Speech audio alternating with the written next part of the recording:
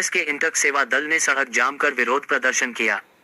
प्रदर्शनकारी GT road पर बैठ गए और आरोप लगाया कि सड़क की हालत लंबे समय से खराब है और सड़क पर बड़े बड़े पत्थर पड़े हैं, जिससे अक्सर दुर्घटनाएं होती रहती हैं।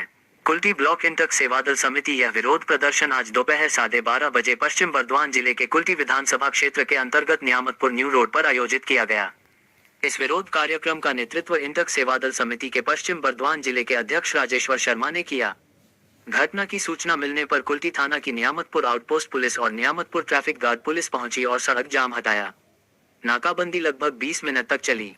দেখুন আমরা পথে বসেছি, এই যে পথটা আছে, এই পথটা দেখুন, ইটটা দেখুন, এই যে ইটগুলো, ছোট ছোট ইটগুলো আমাদের এইখানকার ছোট ছোট বাচ্চারা যারা গ্রিন পয়েন্ট স্কুলে সকালে পড়তে যায়, যারা বেলডু স্কুল যায়, যারা জলদি যায়, যারা পিপিএস স্কুল যায়, সারা কুলটি জুড়ে যে ছোট ছোট বাচ্চার জন্য আজকে কংগ্রেস নেমেছে।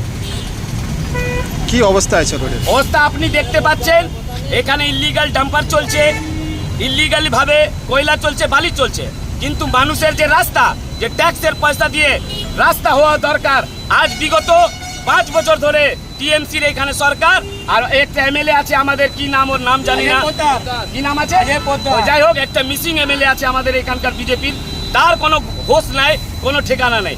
সেজন্য আমরা মানুষের জন্য বসেছি, আর আগামী দিনে আমরা দরকার হলে এর থেকে বৃহত্তর আন্দোলনে যাব। কি করছেন এখন?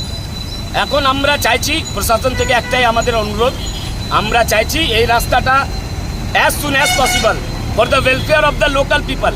আমরা কংগ্রেসের জন্য আন্দোলনটা করছি না, আমরা মানুষের সাথে আন্দোলন করছি। গরিব মানুষ যারা বাচ্চারা রাস্তায় পড়ে যাচ্ছে, এই যে 8খানা অ্যাক্সিডেন্ট হলো 1 মাসে, তার দায়ী কে নেবে?